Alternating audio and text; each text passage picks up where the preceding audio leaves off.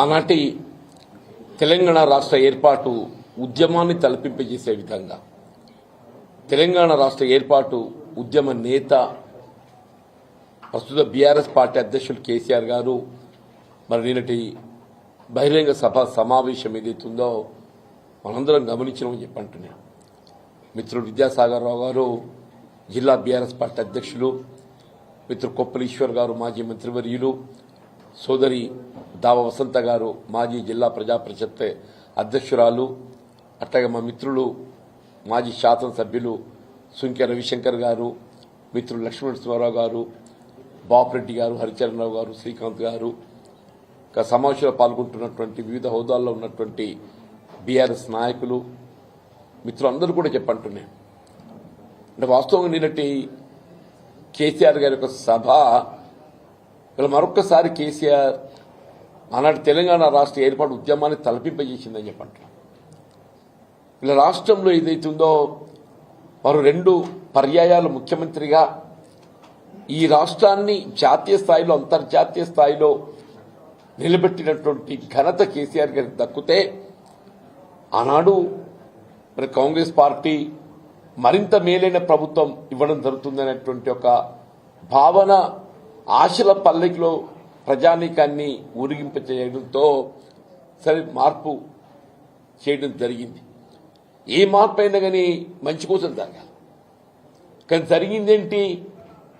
తిరోగమన చర్యగా మరి మీరు కేసీఆర్ గారి కంటే మెరుగైన పాలన ఇస్తామని చెప్పని మీరు పేర్కొన్నారు.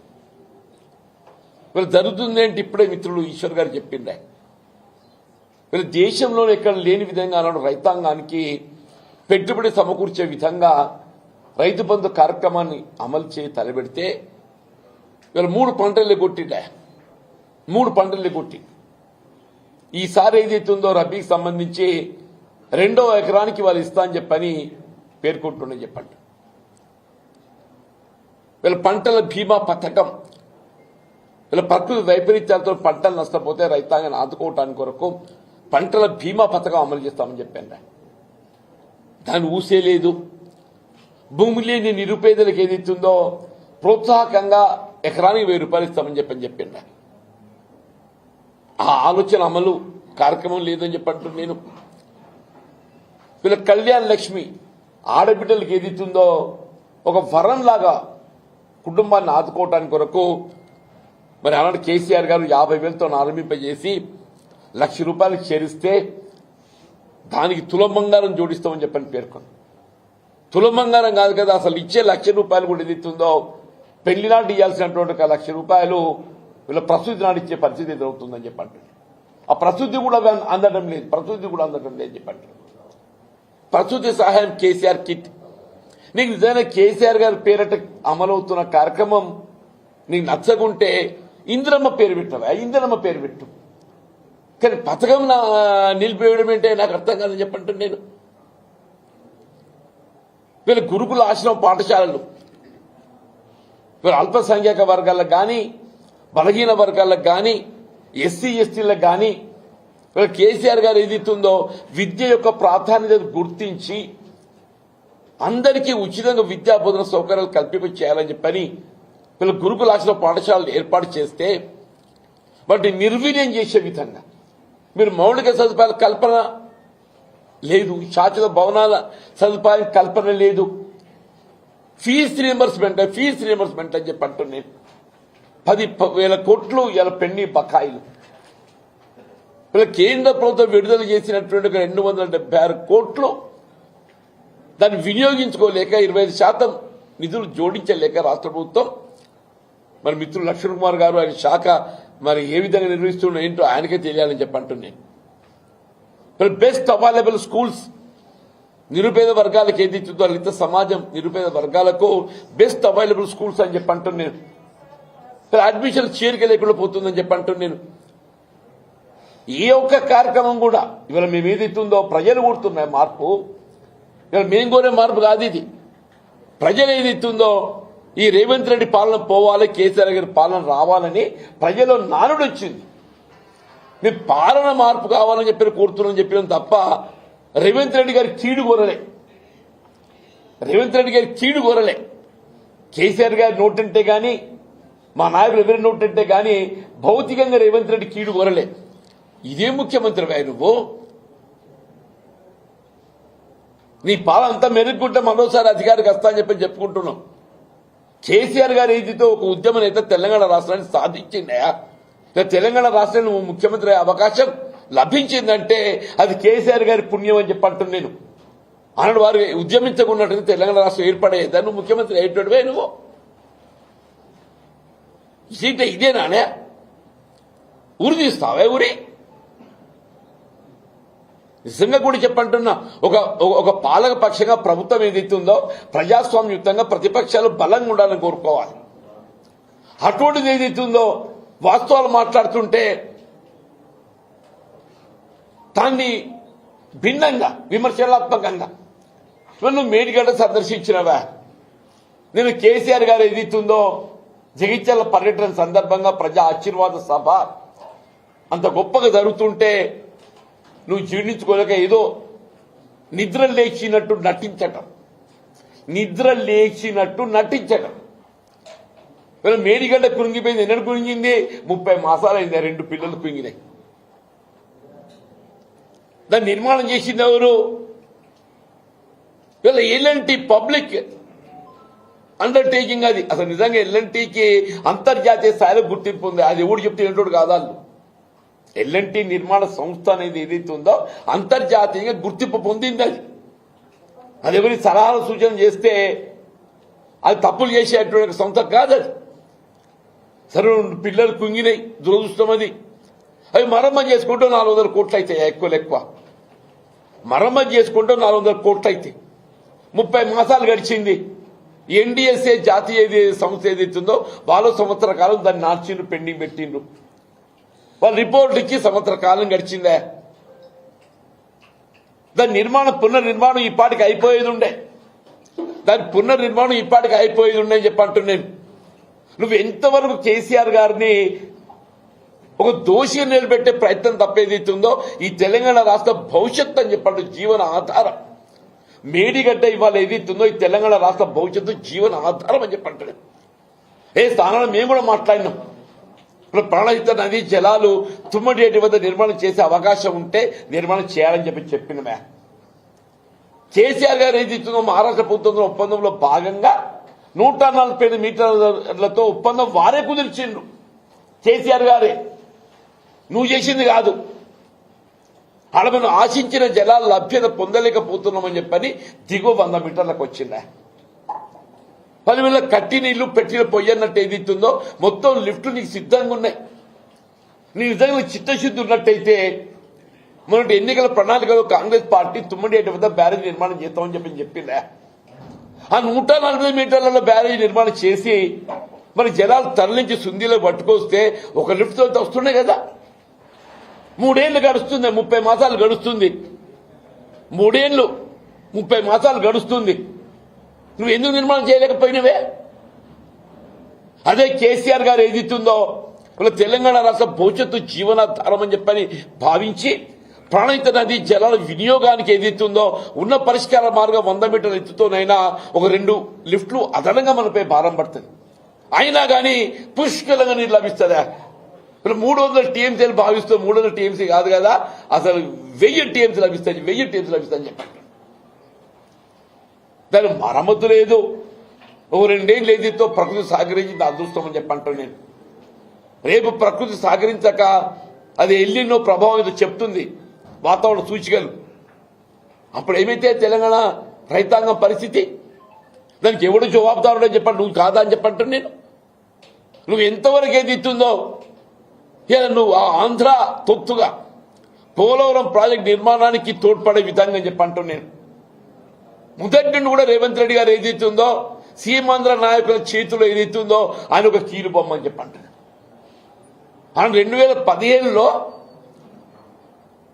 ఇవాళ శాసనసభ స్థానానికి జరుగుతున్నటువంటి ఒక ఎమ్మెల్సీ ఎన్నికల్లో ఆనాటి టీఆర్ఎస్ ప్రభుత్వాన్ని అస్థిరపరచాలని కుట్రతోని చెప్పంటున్నా. రాజ్యాంగబద్ధంగా ఎంపికైన ప్రభుత్వాన్ని వీళ్ళు అస్థిరపరచాలి కుట్రలో భాగంగా ఇవాళ రేవంత్ రెడ్డి గారు ఏదైతున్నదో ఇదే వేమనరేంద్ర రెడ్డి ఎమ్మెల్సీగా ఎంపిక చేయాలని చెప్పని ఓటుకు నోటు తెలియదు పట్టుకొచ్చింది ఇలా ఇదే రేవంత్ రెడ్డి అని చెప్పంటుంది. రాజ్యాంగం పట్ల గౌరవం ఉండాలని అంటున్నా. రాజ్యాంగం పట్ల గౌరవం ఉండాలి. నువ్వు అది ఆలోచన చేయవు. నువ్వు వీళ్ళు కేసీఆర్ గారు అట్టుగా గొప్ప నాయకుని గురించి ఇంత చులకగా మాట్లాడటం నువ్వు. వ్యక్తిగత దూషణలు ఏదైతే ఉందో సరైనదిగా ఎన్నడూ వ్యక్తిగత దూషణ చేయలేదు. మేము మార్పు కావాలని కోరుతున్నాం. ఈ రాష్ట్రాన్ని పట్టిన శని పీడ విరడ కావాలని కోరిన రేవంత్ రెడ్డి ఈ రాష్ట్రాన్ని పట్టిన శని పీడ విరడ కావాలని కోరినని చెప్పంటున్నాను. నేను రాష్ట్రాన్ని తిరోగమన చర్యలు తీసుకెళ్తున్నాం కాబట్టి మార్పు కావాలని కోరినని చెప్పంటున్నా. నా ప్రజా జీవితం ఏదైతే ఉందో తెరిచిన పుస్తకమై నీలాగా నేను తొక్కుకుంటూ రాలే. నా ప్రజా జీవితం తెరిచిన పుస్తకం అని చెప్పంటున్నా.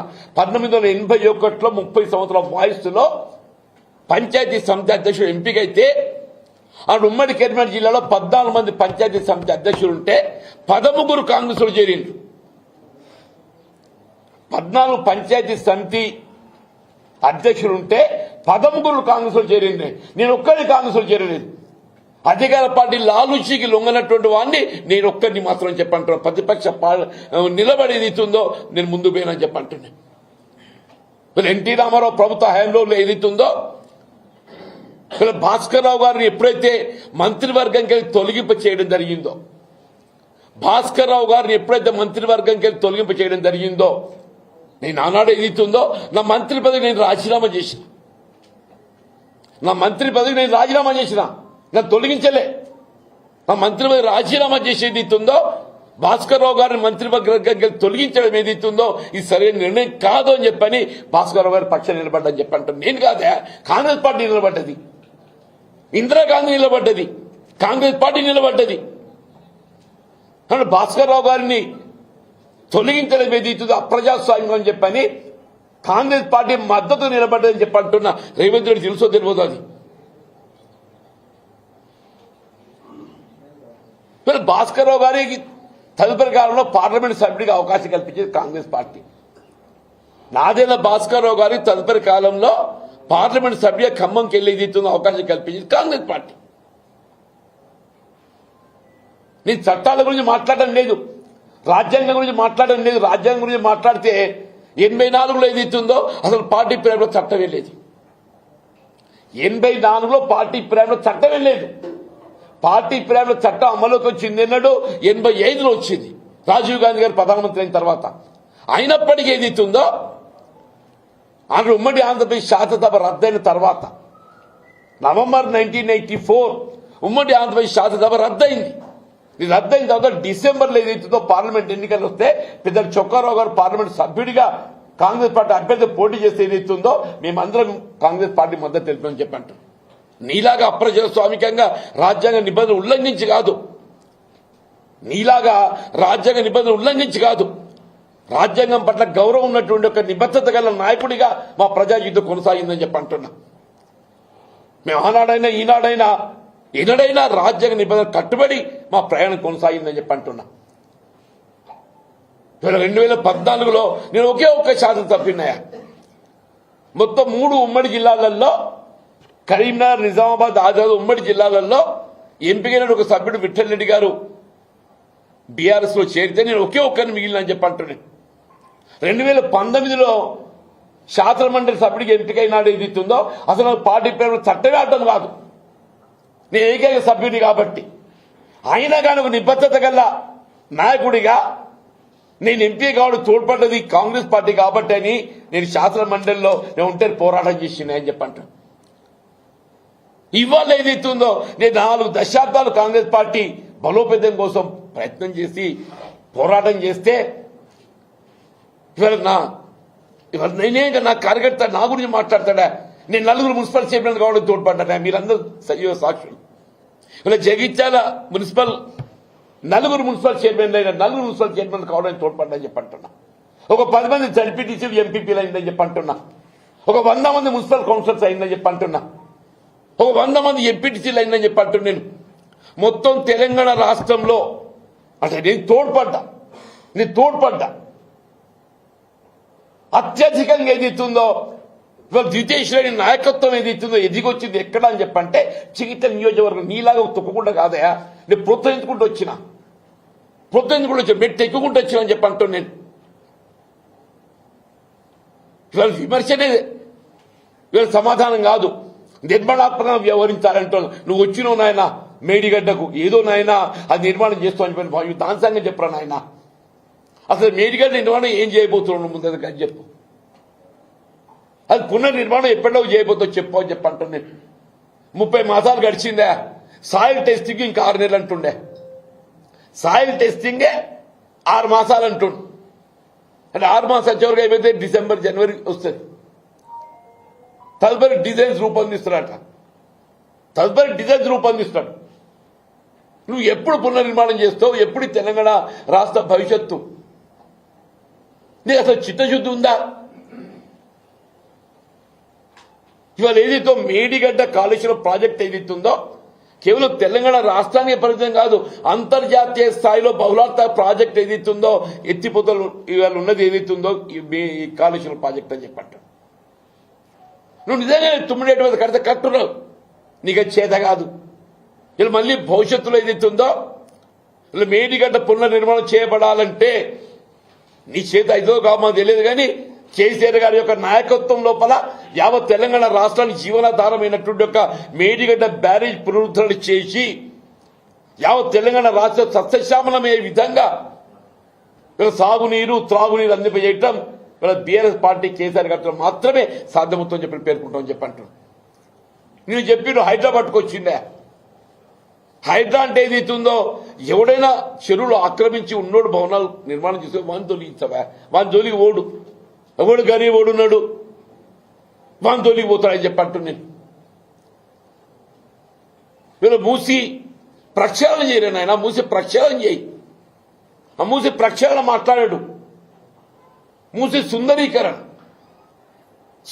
ఎవరికి కావాలనే? మూసి ప్రక్షాళన కావాలి. ప్రక్షాళన చేయు అని చెప్పి అంటున్నాం. సీవరేజ్ ట్రీట్మెంట్ ప్లాంట్లు పెట్టు అని చెప్పి అంటున్నాం. అది చేయడు. వీళ్ళు ఎంతోనూ ప్రజాపాలన ఎక్కడ నీ ప్రజాపాలన?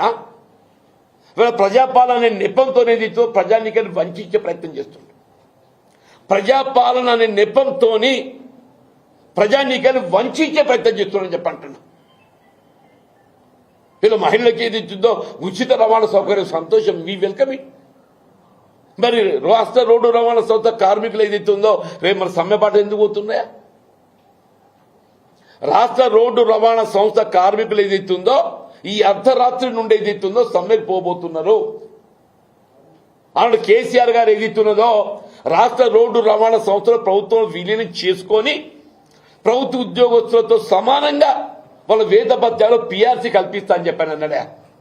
రిటైర్మెంట్ బెనిఫిట్స్ ఇస్తా అని చెప్పాను అన్నాడు. ఏమైందే? ఉచిత విద్యుత్తు పాపం ఆర్టిజాన్స్ అని చెప్పి అంటున్నా. అసలు ఉచిత విద్యుత్ రాష్ట్రంలో అమలవుతుందంటే క్షేత్రస్థాయిలో దాన్ని అమలు చేసేది ఎవరు? ఆర్టిజాన్స్ అని చెప్పి అంటున్నా. వాళ్ళు సమ్మెబాట పట్టిండ్రు. మన విద్యుత్ ఉత్పాదన ప్రాజెక్ట్ నిర్మాణానికి తోడ్పడుతుంది మన సింగరేణి బొగ్గుగని కార్మికులు అని చెప్పి అంటున్నాను. సింగరేణి బొగ్గుగని కార్మికులు అని చెప్పి అంటున్నాను. సింగరేణి బొగ్గుగని కార్మికులకు ఏది ఇస్తుందో వాళ్ళకు కల్పిస్తా అన్నటువంటి ఒక రిటైర్మెంట్, వాళ్ళకు కంపల్సరీ అపాయింట్మెంట్ ఏది లేదు. చివరి కాంట్రాక్ట్ అవుట్ సోర్సింగ్ ఉద్యోగస్తులు కూడా ఇది ఉంటుందో ఊడుతుందో అని చెప్పంటున్నాం. ఇలా కాంట్రాక్ట్ అవుట్ సోర్సింగ్ ఉద్యోగస్తులు కూడా అభద్రతతోని చివరి మన శాంతి భద్రతలు పర్యవేక్షించేటట్టుగా హోంగార్డ్, మన శాంతి భద్రతలు పర్యవేక్షించేటట్టుగా హోంగార్డ్స్ అని చెప్పంటారు. పాపం వెళ్ళని ఆలోచన చేస్తున్నావు వాళ్ళ గురించి. వాళ్ళు వైద్య సదుపాయాలు కల్పించాలి, వాళ్ళకి కంపల్సరీ అపాయింట్మెంట్ ఇవ్వాలి. అంగన్వాడీ ఆయాలు ఉన్నారు. ఎవరి గురించి నీ ప్రజాపాలన అంటూ నేను నీ ప్రజలుగా ఎంతవరకు ఏదో నువ్వు నీ తాబేదారు తప్ప ఎవరికైనా ఆలోచన చేస్తున్నావా? మీ ఇదంతా సహించలేక ఏదైతుందో నేను కాంగ్రెస్ పార్టీ ఒక క్రమశిక్షణ కార్యకర్తగా నేను ఆశించిన ప్రభుత్వం వేరు, నేను ఆశించిన ప్రభుత్వం వేరంటూ నేను కాంగ్రెస్ పార్టీ అధిష్టాన ఆలోచన విధానం రాహుల్ గాంధీ గారు ఏదైతుందో రాజ్యాంగం చేతబుని జై బాపు జై భీమ్ జై సంవిధాన్ నినాదం ఇచ్చిండే. ఏమైందే జై బాపు జై భీమ్ జై సంవిధాన్? రాహుల్ గాంధీ గారికి తెలంగాణ రాష్ట్రం ఏమవుతుందో కనబడతలేదా? రాహుల్ గాంధీ గారికి తెలంగాణ ఏమవుతుందో కనబడతలేదా? తెలంగాణ రాష్ట్రానికి రాజ్యాంగ నిబంధనలు వర్తించాయా? జీవన్ రెడ్డి గారికి 14 సార్లు టికెట్ ఇచ్చిన నాకు ఇది కథ గమ్ముతుందిరా, నాకు సమర్థత లేకుండా టికెట్ ఇచ్చినావే, నాకు ఎన్నికల్లో పోటీకి సమర్థత లేకుండా టికెట్ ఇస్తారు ఎవడన్నా? నేను చెప్పింది నేను 2 సార్లు ఏదైతే కేసీఆర్ గారు తెలంగాణ రాష్ట్ర ఏర్పాటు ఉద్యమం జాగృతి చేయడానికి కొరకు ఏదైతుందో వారు పదవులు త్యాగం చేసి ఎన్నికలు పోటీ చేస్తే నన్ను దొరకౌట్ కమిటీని పెట్టిండు. అక్కడ అసలు చల్లించుడు వీకినాడు, ఎక్కడో వీకినాడు. మొన్నటి ఎన్నిక మత ఓటు డివిజన్ అనేది అవుతుందో మతతత్వంతో డివిజన్ అయితే నీకు పోటీ చేయడానికి మనకు అవకాశం ఇచ్చింది. 96 ఉప ఎన్నిక ఏదైతుందో మొత్తం దేశంలోనే ఒక ప్రతిపక్ష పార్టీ అభ్యర్థి 73% ఓట్ ఐ గాట్ పోల్డ్. నీలాగా కాదయా నేను ఎమ్మెల్సీ గెలిచిన అని చెప్పంటే రాజకీయాలకు అతీతంగా చెప్పంటారు, రాజకీయాలకు అతీతంగా ఆయన మొత్తం శాసన మండలి పరిధిలో ఇద్దరిద్దరు ఎమ్మెల్యేలే. కానీ ఇవాళ 20 మంది ఎమ్మెల్యేలు పెట్టుకొని ఇదే రేవంత్ రెడ్డి గారు కాలుకు బల్బం కట్టుకొని మొత్తం జిల్లాలు తిరిగిండా. ఎందుకు గెలిపేది మన శాసన మండలి? ఇదే రేవంత్ రెడ్డి గారు ముఖ్యమంత్రిగా మొత్తం జిల్లాలు తిరిగిండు, పెట్టుబడి పెట్టిండు, మనం ఎందుకు గెలవలేదే? పార్లమెంట్ ఎందుకు గెలవలేదే? నీ సొంత నియోజకవర్గం కొడంగల్లో ఏదైతున్నదో ఈయన ముఖ్యమంత్రి కాకముందు బీజేపీకి అక్కడ 4,000 ఓట్లు వస్తే ఈయన ముఖ్యమంత్రి అయినాక అది 63,000 ఓట్లు వచ్చినాయి. కొడంగల్లో మహబూబ్నగర్ పార్లమెంట్ నియోజకవర్గ పరిధిలో శాసనసభ ఎన్నికల్లో 4,000 ఓట్లు వస్తే పార్లమెంట్ ఎన్నికల్లో అది 63,000 పెరిగింది, 59,000 ఓట్లు పెరిగింది అంటూ దానికి ఎవడు బాధ్యుడే? రాహుల్ గాంధీ గారు ప్రధానమంత్రి కాలేకపోయిందంటే ఎవడు బాధ్యుడు? నువ్వు కాదా? ఇంకా ఈయన రాహుల్ గాంధీ ప్రధానమంత్రి చేస్తారట, ఈయన రాహుల్ గాంధీ ప్రధానమంత్రి చేస్తారట. నీ మహబూబ్నగర్ ఓడగొట్టు, మహబూబ్నగర్ శాసనమండలి ఓడిపోయింది అన్న, అంటే శాసనమండలి ఓడిపోయింది మహబూబ్నగర్లో, చేవల్లో ఓడిపోయింది, సికింద్రాబాద్ మల్కాజ్గిరి ఈయన ప్రాతినిధ్యం వహించిండు, ఒక్క సీటు గెలవలేదు. మల్కాజ్గిరిలో ఈయన పార్లమెంటే ప్రాతినిధ్యం వహించినాడు ఏదైతున్నదో ఒక్క అసెంబ్లీ సీటు కూడా గెలవలేదు అంటున్నా, పార్లమెంట్ గెలవలే. ఈయన కాంగ్రెస్ పార్టీ గురించి మాట్లాడతాడు. ఎంత నీ స్వార్థ ప్రయోజనాలు, నీ ఆర్థిక ప్రయోజనాలు తప్ప నీకేముంది అని చెప్పంటు నేను. నీ స్వార్థ ప్రయోజనాలు, నీ ఆర్థిక ప్రయోజనాలు తప్ప ఏముంది అని చెప్పంటు నేను. తెలంగాణ రాష్ట్రానికి ఏదైతుందో వీళ్ళు కేసీఆర్ గారే శ్రీరామ రక్ష అని చెప్పంటారు. అందరం కూడా కోరుకునేది కేసీఆర్ గారికి ప్రభుత్వం తిరిగి రావాలని కోరుకుంటున్నాం. ఇది ఒక మా బీఆర్ఎస్ ఉండే కాదు, ఇది యావత్ తెలంగాణ సమాజం కోరుకుంటుంది. ప్రజల నానుడు వచ్చింది. ఈ రాష్ట్రాన్ని పట్టిన శని పీడ విరడ కావాలి, ఈ రేవంత్ రెడ్డి పోవాలని చెప్పని రాష్ట్ర ప్రజానికే కోరుకుంటున్నాను చెప్పంటున్నాను నేను. ఉంటావు 2 ఏళ్ళు నువ్వు ఉంటావు, నీ ఎవరొచ్చో తెలియదు. కాంగ్రెస్ పార్టీ ఎప్పుడేమైందో తెలియదు. కొసలేదాకా ఈయన ఉంటా అని చెప్పి అనుకుంటుండు నేను కొసలేదాకా ఉంటా అని చెప్పని. కానీ అధిష్టానం గమనిస్తుంది. ఈయన ఇప్పుడే పోయేదైతే బీజేపీ దానిలో చేరిండు. ఎందుకు నడమ ఉన్నాడుగా చంద్రబాబు నాయుడు గారు, నడమ రాయబారి వారది ఉన్నాడు. ఈయనకున్న ఎన్డీఏ ప్రభుత్వం మధ్య బీజేపీ మధ్య ఏదైతుందో వారది చంద్రబాబు నాయుడు ఉన్నాడు. ఈయన అనుకుంటున్నాడు చంద్రబాబు నాయుడు కాపాడుతాడని చెప్పాను. కాంగ్రెస్ పార్టీ అధిష్టానం ఇవాళ నిర్వీర్యం నిశ్చితమైనట్టు కనబడుతుంది. మరి ఇన్ని కుట్రలు కుతంత్రాలు చేస్తున్నా కానీ మరి ఎందుకు సైలెంట్ ఉంటుందో అర్థం కావటం లేదని చెప్పంటుంది. రాష్ట్రంలో కాంగ్రెస్ పార్టీ సుస్థిరంగా ఉన్నది, 66 స్థానాలు ఉన్నాయి. నీకెందుకే మళ్ళీ ఇంకా కొత్త సభ్యులు? నీ సభ్యులు నీకు నమ్మకం లేదా? ఎందుకో కాంగ్రెస్ పార్టీ అధిష్టానాన్ని ఏదైతుందో ప్రెషర్ టాక్టిక్స్, నీకంటే కుంపటి ఏర్పాటు చేసుకోవాలి, నీకంటే కుంపటి ఏర్పాటు చేసుకోవాలి. దయచేసి ఏదైతుందో కనీసం నిన్నటి సభ కేసీఆర్ గారు ఏదైతుందో జగిత్యాల సభ అని చెప్పి జగిత్యాలకి పరిమితం కాదు.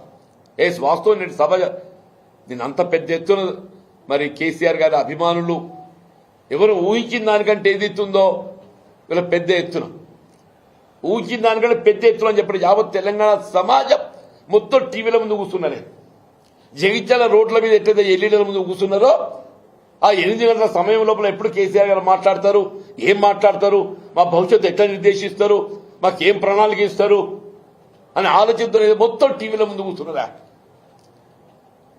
ఈయన రేవంత్ రెడ్డి అడ్డుకుందామని ఎన్ని కుట్రలు చేసినా కానీ నిన్న రేటింగ్ చూపెడుతుంది సంజయ్ వీళ్ళ కోర్టు ఎమ్మెల్యే గారు రేటింగ్ ఎట్లా పోయింది అని చెప్పాలి. వ్యూవర్స్ ఏదైతుందో మీకు తెలుసు కదనే, ఛానల్స్ ఏదైతుందో ఇక్కడ కేసీఆర్ గారి ప్రసంగం అవుతుంటే అదే సమయానికి రేవంత్ రెడ్డి అక్కడ నేను ముఖ్యమంత్రిని కదా నాకు చూడు అని చెప్పాను. సూచనుడు కావాలి కదా. అక్కడ ఏదైనా కానీ ఏదైతుందో ఇవాళ రాష్ట్రంలో జరుగుతున్న పరిణామాలు, జగిత్యాల్లో జరుగుతున్న పరిణామాలు అంటే వాస్తవంగా కూడా ఎవరైనా పార్టీని వీడాలని ఎవరు కూడా భావించాం. ఇక్కడ వాస్తవంగా సఫికేషన్ 20 మాసాలు ఏదైతుందో నేను నిజంగా కూడా నేను అంటే మానసికంగా నేను ఎదుర్కొన్నటువంటి ఒక ఇబ్బందులు క్షోభొచ్చే కేసీఆర్ గారు ఏదైతుందో పెద్ద మనసుతో నిన్న చెప్పాను నేను బహిరంగ సభలో. కేసీఆర్ గారు పెద్ద మనసుతో ఏదైతే నాకు చేయుతూని ఇచ్చిండ్రు, నన్ను హక్కును చేర్చుకున్నారని చెప్పంటారు, నా హక్కును చేర్చుకున్నారని చెప్పంటారు. నాకు బీఆర్ఎస్ పార్టీలో చేరే అవకాశం కల్పించి నా ప్రజా జీవితానికి ఒక నూతన అధ్యాయం ఆరంభింపబడ్డదంటున్నా. నా ప్రజా జీవితానికి ఏదైతుందో ఒక నూతన అధ్యాయం ఆరంభింపబడ్డని చెప్పంటున్నా. ఇది ఏకైక లక్ష్యం ఏదైతుందో ఈ తెలంగాణ రాష్ట్ర పునర్నిర్మాణం, దాని కేసీఆర్ గారి యొక్క సారథ్యం లోపల బీఆర్ఎస్ పార్టీ ప్రభుత్వం నెలకొల్పబడ్డప్పుడు మాత్రమే మనందరి యొక్క కర్తవ్యం నెరవేరుతుందనే ఒక భావన అభిప్రాయం వ్యక్తం చేస్తుంది. సీఎం రేవంత్ రెడ్డి పదవి లేకుండా ఒక ఏడాది కూడా ఉండలేకపోయారా జీవన్ రెడ్డి అని అంటే నా అసలు నేను చెప్పిన నా రాజకీయ జీవితం తెరిచిన పుస్తకం. నేను 94కి వెళ్ళి 2004 దాకా పదవి లేకుంటున్నాను. ఒక్క నిమిషం, 94కి వెళ్ళి 2004 దాకా పదవి లేకుంటున్నా. 2014 నుంచి ఏదైతే ఉందో 23 దాకా పదవి లేకుండా ఎన్నప్పుడు నేను పదవి కాదు, శాసన మండలి సభ్యత్వం కూడా ఏదైతుందో రాజకీయాలకు అతీతంగా నాకు అవకాశం వచ్చింది. నాకు నిజంగానే పదవి కావాలని కోరుకున్నట్టయితే ఇప్పుడే చెప్పాను నేను, నాకు పార్టీ ప్రేమ చట్టం కూడా అడ్డు లేకుండే. 2019లో నీ ఏకైక శాసన మండలి సభ్యుని కాబట్టి నాకు పదవి లేకుండా కూడా పార్టీ ప్రేమ చట్టం నాకు అడ్డు లేకుండే. వీళ్ళ పదవి కాదు, ఇవాళ నాకు పదవి వస్తలేదు. ఇక్కడ కేసీఆర్ గారు ఏదైతుందో నాకు పోరాట లక్ష్యం అని చెప్పడం, వీళ్ళ ప్రజాక్షేత్రం లోపల ఏదైతుందో ప్రజల పక్షం నిలబడి పోరాటం చేసేటువంటి ఒక బాధ్యత చెప్పంటున్నా. ఇది పదవి కాదు. అందరం కూడా మీరు 2 ఏళ్ళు రోడ్ల మీదనే ఉండాలి. పదవుల కోసం వెంపర్లాడేది రేవంత్ రెడ్డి. ఆయన ఎవరు వేం నరేందర్ రెడ్డి ఏం సేవ చేసిందే కాంగ్రెస్ పార్టీకి?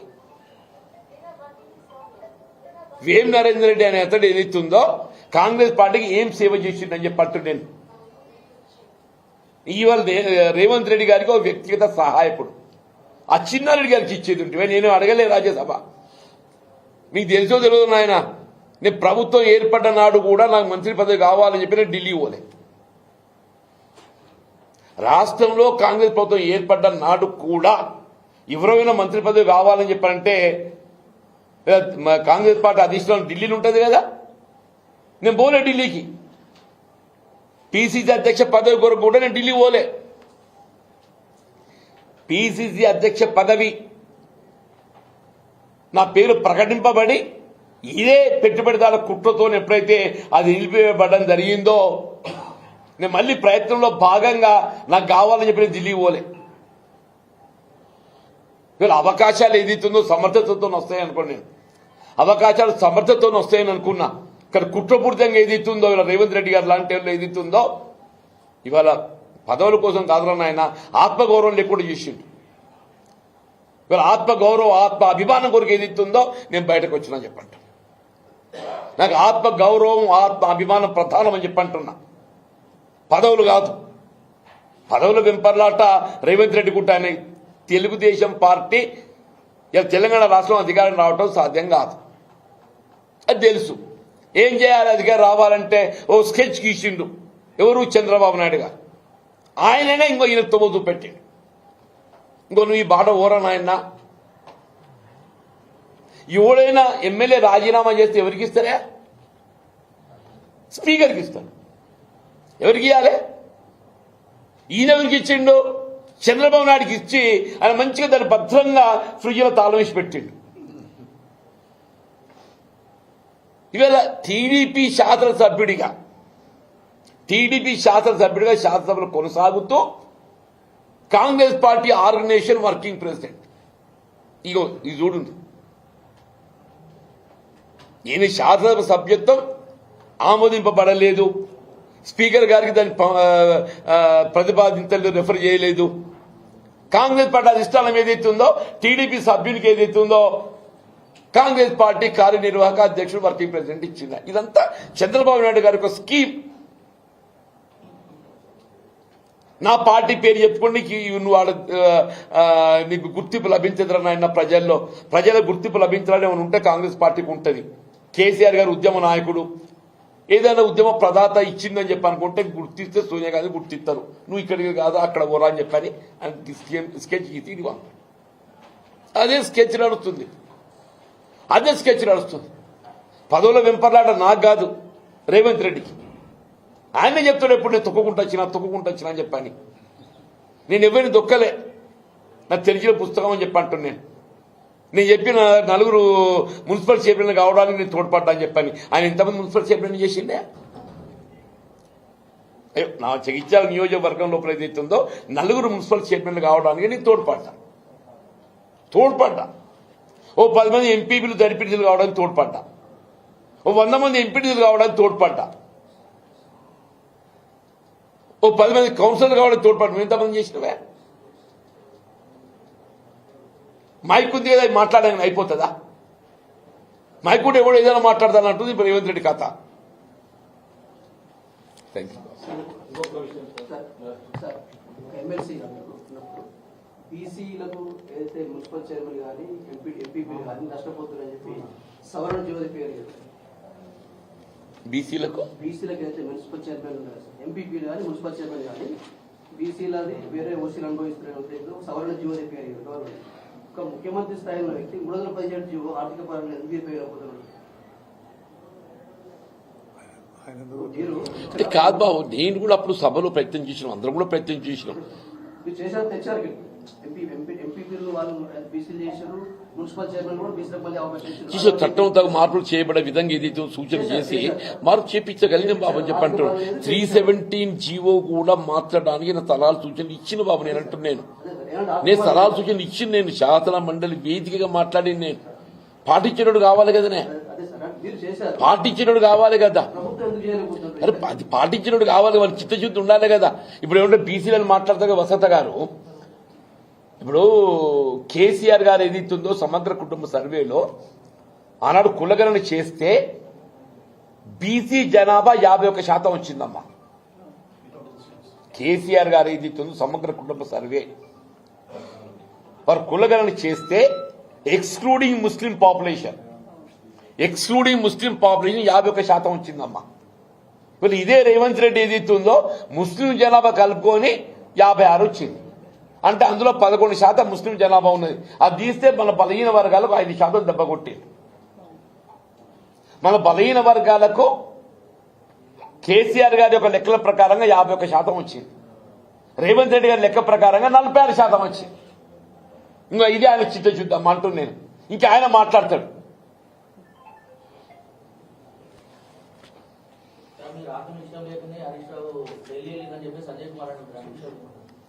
ఆయన సంజయ్ తెలిసి మాట. ఇప్పుడు కేసీఆర్ గారు ఎవరెవరికి ఏ బాధ్యతలు అప్పగిస్తారో ఆ బాధ్యత నిర్వర్తిస్తారా?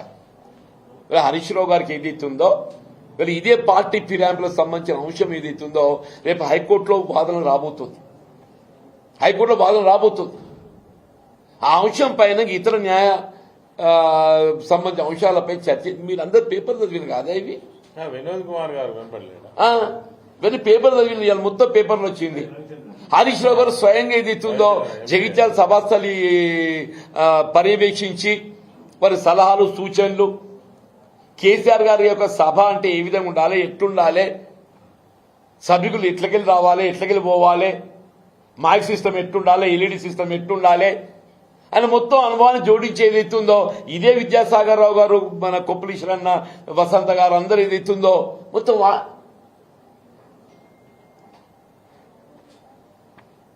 ఇవాళ ఏదైతుందో కేసీఆర్ గారు అధ్యక్షులు వారి సలహా సూచనలు వారు ఎవరికే బాధ్యతలు అప్పగిస్తే ఆ బాధ్యతలు నిర్వర్తిస్తారు. ప్రస్తుతానికి బీఆర్ఎస్ లో ఉన్న ఎమ్మెల్యే కాంగ్రెస్ లో తిరుగుతున్నారు. దాని విషయంలో మీరు రాష్ట్ర ప్రధాన కార్యదర్శిగా మీరు ఇప్పుడు ప్రజలు గమనిస్తున్నారే. నేనేమంటున్నా, వివరమైన రాజ్యాంగ నిబంధనలకు అనుగుణంగా మనం ఏదైతుందో బాధ్యత నిర్వర్తించాలి. నేను ఇవాళ రాజ్యాంగ నిబంధనలకు అనుగుణంగా నా బాధ్యత నిర్వర్తిస్తానని చెప్పంటాను. నేను ఆనాడు ఏదైతుందో శాసనసభ రద్దయిన తర్వాత, ఇట్ వాజ్ 1984, శాసనసభ రద్దయిన తర్వాత ఒక పౌరుడిగా ఏదైతుందో స్వేచ్ఛ నాకు ఉంది కాబట్టి నేను కాంగ్రెస్ పార్టీలో చేయండి. ఇవాళ శాసన మండలి సభ్యత్వ పదవి కాలం ముగిసిపోయిందా? నేను ఒక పౌరుణ్ణి, నాకు స్వేచ్ఛ ఉన్నది. కాంగ్రెస్ పార్టీ విధానాలు ఏదైతుందో నీ ఆశీస్సుల విధంగా కొనసాగుతలేవు. వీళ్ళ కాంగ్రెస్ పార్టీ అధిష్టానం ఏదైతుందో రాష్ట్ర పార్టీపై పట్టు కోల్పోయింది. రేవంత్ రెడ్డి ఏదైతుందో ఇదో ప్రైవేట్ లిమిటెడ్ కంపెనీ చేసింది. రేవంత్ రెడ్డి ఇవాళ రాష్ట్రంలో కొనసాగుతున్న ప్రభుత్వం ఏదైతుందో ప్రైవేట్ లిమిటెడ్ కంపెనీ. నేను ఆ ప్రైవేట్ లిమిటెడ్ కంపెనీలో చేరడం ఏదైతుందో నాకు ఇష్టం లేదు. నాకు స్వేచ్ఛ ఉంది పౌరుడిగా. తెలంగాణ రాష్ట్ర పునర్నిర్మాణం కొరకు ఏదైతుందో ఒక ఉద్యమ నేత కేసీఆర్ గారు, తెలంగాణ రాష్ట్ర సాధకుడు, ఆయనతో కలిసి పనిచేసే అవకాశం నిజంగా మేము ప్రత్యర్థి పోటీ చేసుకున్నాం ఇద్దరం. అయినా కానీ ఏదైతుందో ఆయన పెద్ద మనసుతోని నేను హక్కులు నాకు అవకాశం ఇచ్చింది. ఇంకా ఇంతకంటే ఏం కావాలనే? నేనేం రాజ్యాంగ ఉల్లంఘన ఆయన ఇప్పుడు సంజయ్ గారు బీజీ వెళ్ళాలి. ఆయన అమ్మ వసంత గారు చెప్పింది కదా, ఆయన ఎక్కడుండు ఏ పార్టీ ఉన్నది తెలియదని చెప్పారు. ఆయన గురించి మాట్లాడితే కూడా తక్కువనవుతుందా? రోజు ఒక్కసారి రేవంత్ రెడ్డి గారు, ఈ మా ఎమ్మెల్యే గారు, జగిత్యాల ఎమ్మెల్యే గారు, ఆ రాజ్యాంగ పుటలు చదువుకోరు నాయన. 10th షెడ్యూల్ చదువుకో ఏం చెప్తుందో. అభివృద్ధి అంటే మరి పార్టీ పేరాయిస్తే అభివృద్ధి అని చెప్పి అనుకుంటే నువ్వు ముందు పోయి రేవంత్ రెడ్డి చెప్పు, ఆ బీజేపీలో కలవమని చెప్పాలి. నువ్వు నీ నియోజకవర్గ అభివృద్ధి కొరకు ఏది ఇస్తుందో ముఖ్యమంత్రి గారితో కలిసి ప్రయాణం చేస్తూ అని చెప్పి చెప్తున్నావు కదా. రేవంత్ రెడ్డి గారికి ఏది ఇస్తుందో తెలంగాణ అభివృద్ధి పట్ల చిత్తశుద్ధి ఉందా లేదా? రేవంత్ రెడ్డి గారికి తెలంగాణ అభివృద్ధి పట్ల చిత్తశుద్ధి ఉందా లేదా? నిజంగా తెలంగాణ అభివృద్ధి పట్ల చిత్తశుద్ధి ఉండి ఉన్నట్టయితే నీ ఆలోచనకు అనుగుణంగా అధికార పార్టీతో కలిసి ప్రయాణం చేస్తేనే అభివృద్ధి అవుతుందని చెప్పి భావించినట్టయితే ఇక నేనేం చేయాలి? రేవంత్ రెడ్డి గారు పోయి మోడీ సంఘటన దొర్రాలి, పోయి మోడీ సంఘటన దొర్రాలి. ఈ సొత్తుడో మరి అది కూడా ఆశ్చర్యం లేదు, అది కూడా ఆశ్చర్యం లేదు. Thank you.